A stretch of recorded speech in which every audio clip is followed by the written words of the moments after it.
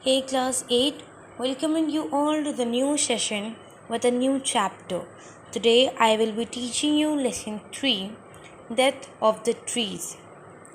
It is a very short and interesting story written by Ruskin Bond.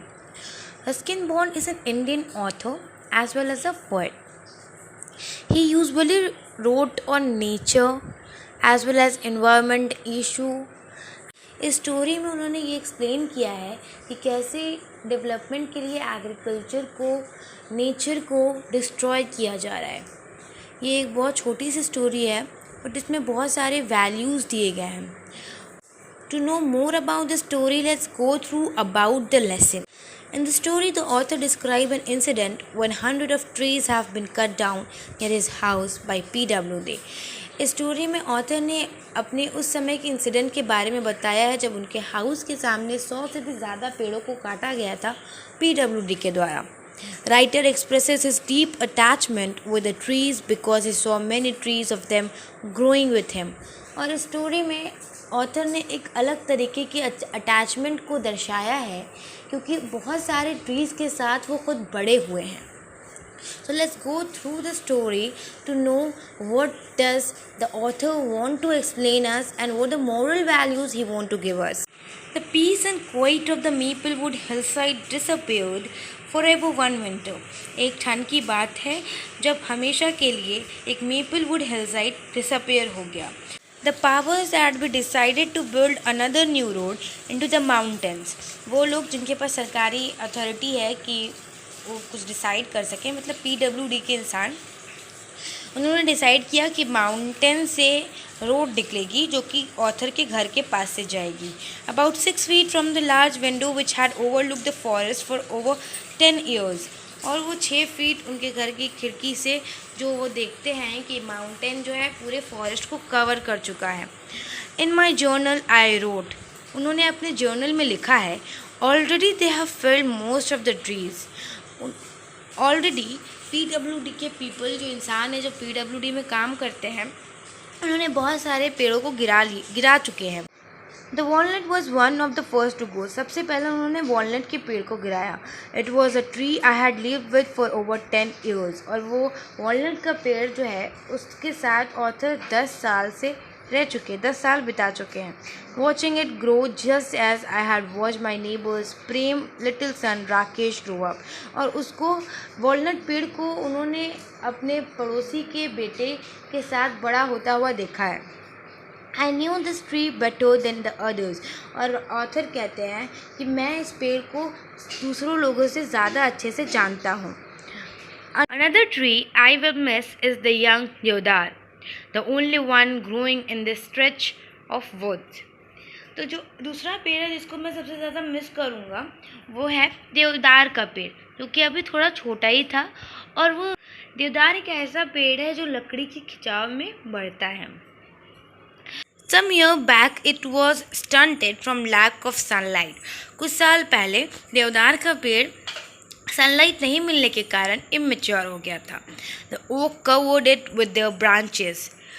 Okay का जो पेड़ है उसने उसको अपने ब्रांचेस से कवर कर लिया था। So I cut away some of the overhanging branches and after that the deodar grew much faster. तो जब ओक ट्री ने उसे कवर अप कर लिया था और वो अच्छे से ग्रो नहीं कर पा रहा था, तो मैंने उसके कुछ ब्रांचेस को काट दिया। उसके बाद से उसको सनलाइट मिलने लगी और वो अच्छे से ग्रो करने लगा। It was just coming into its own this year. Now it has been cut down in its prime like my younger brother on the road to Delhi last month. तो अब उसकी नॉर्मल ग्रोथ पे आ रही थी, अब वो mature होने लगा था और वो लेकिन अब वो कट जाएगा अपने सबसे अच्छे बेस्ट पीरियड ऑफ लाइफ में। जैसे कि ऑथर के भाई का एक्सीडेंट होता है दिल्ली में लास्ट मंथ में, तो वो उस पेड़ को और अपने भाई के एक्सीडेंट को कंपेयर कर रहे होते हैं। Both victims of the roads, the tree killed by the PWD, my brother by a truck. दोनों ही विक्टिम जो हैं, दोनों ही जो विक्टिम है वो दोनों ही रोड के विक्टिम हैं। एक कट रहा है, एक जो पेड़ है वो PWD के द्वारा कट रहा है, और जो मेरा भाई है वो ट्रक से एक्सीडेंट हो गया था तो वो मर गया है। 20 oak have been felled just in the small stretch near the cottage. 20 से ज़्यादा ओक जो है, ओक की जो पेड़ है उसको गिरा दिया गया है, जो कि हमारे small stretch near the cottage, मतलब स्मॉल सी एरिया में आते हैं जो कि कॉटेज के सामने है। By this time this bypass reaches Jabarkhet from Dehradun. अब ये बाईपास जो है वो जाबर खेत से देहरादून तक के लिए पहुंच जाएगा। Over 1,000 oak will have been slaughtered, beside many other fine trees, maples, deodars, and pines. Most of them unnecessarily, as they grow some 50 to 60 yards from the roadside.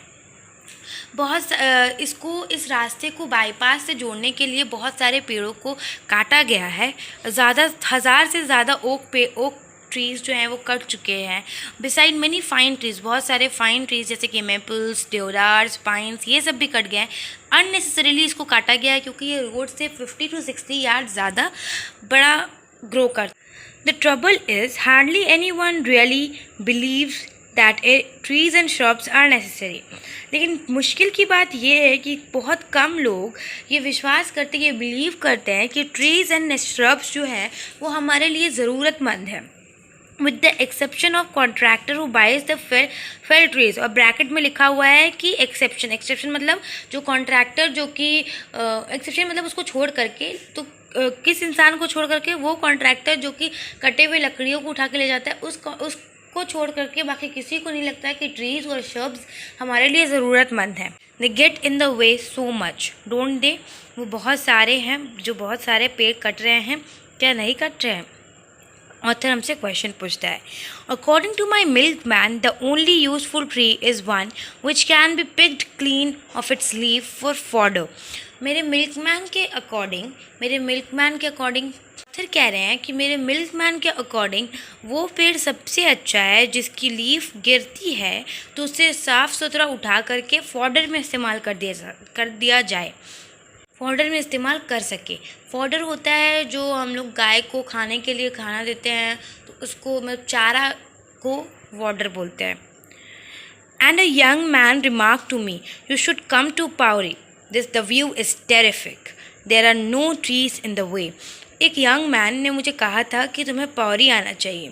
तो जब मैं पौरी जा रहा था तो वहाँ का जो व्यू था वो बहुत ही ज़्यादा टेरिफिक था, बहुत ही ज़्यादा बेकार था, क्योंकि उस रास्ते में एक भी पेड़ ही नहीं था। Well he can stay here now and enjoy the view of the ravaged hillside. अब मैं सोचता हूँ कि वो इंसान जिसने मुझे पावरी आने के लिए कहा था वो अब यहाँ पे भी आके रह सकता है और इस रैवेज हिल साइड का व्यू एंजॉय कर सकता है।